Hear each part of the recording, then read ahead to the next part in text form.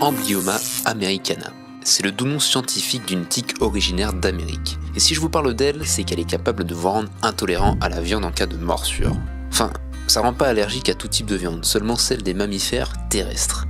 Alors là, on doit se poser beaucoup de questions actuellement. Et on va se pencher là-dessus, car ce phénomène est vraiment très étonnant. C'est parti.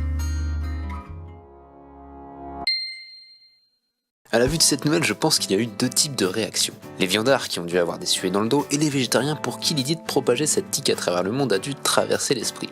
Bon, quelle que fût votre réaction, je pense que vous voulez en savoir plus. Eh bien, une morsure suffirait à vous rendre intolérant. On parlera d'ailleurs plutôt d'allergie. Ah oui, petite précision au passage car la confusion est souvent faite, la tique mord, elle ne pique pas. C'est grâce à ces chélicères, sorte de crochets que tous les arachnides possèdent. Elle vous les plante dans la peau afin de faire un trou lui permettant de s'accrocher solidement. Revenons-en à notre fameuse Amblyomma americana, également appelée la tique étoilée. Si l'on parle d'elle précisément, c'est que toutes les tiques ne sont pas vectrices de cette allergie. Bon, deux autres espèces sont également incriminées, dont une qui sévit en France, mais bon, ça on y reviendra un peu plus tard. Si, on y reviendra plus tard. Quand elle vous mord, la tique va vous transmettre via sa salive tout un tas de choses. La majorité est inoffensif, mais parfois ça peut être plus sérieux. On peut citer par exemple la maladie de Lyme véhiculée par certaines tiques. Eh bien la tique étoilée, elle peut transmettre l'alpha-galactose, aussi appelée alpha-gal pour les intimes. En fait c'est un glucide qui est présent chez tous les mammifères terrestres, excepté chez les grands singes, et donc également chez nous les hommes, car nous sommes des grands singes.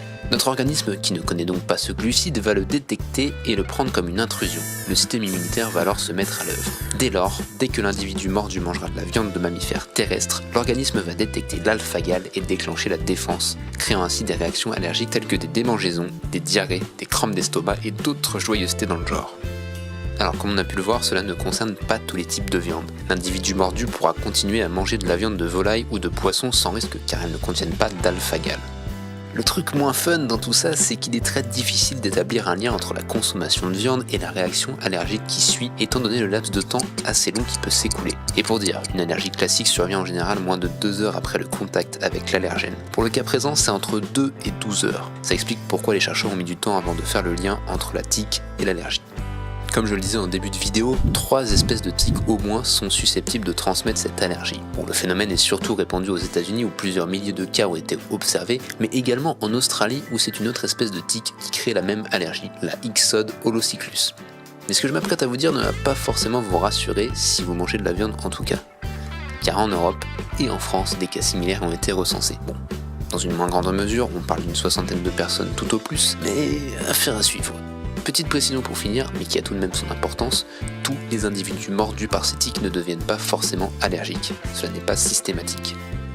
Et alors, tout ça, ça nous laisse plusieurs questions en suspens. Pourquoi tous les individus mordus ne réagissent pas forcément à l'alpha-gal? Est-ce que le phénomène est en expansion? Est-il possible d'en guérir? Peut-on rendre toute l'humanité végétarienne?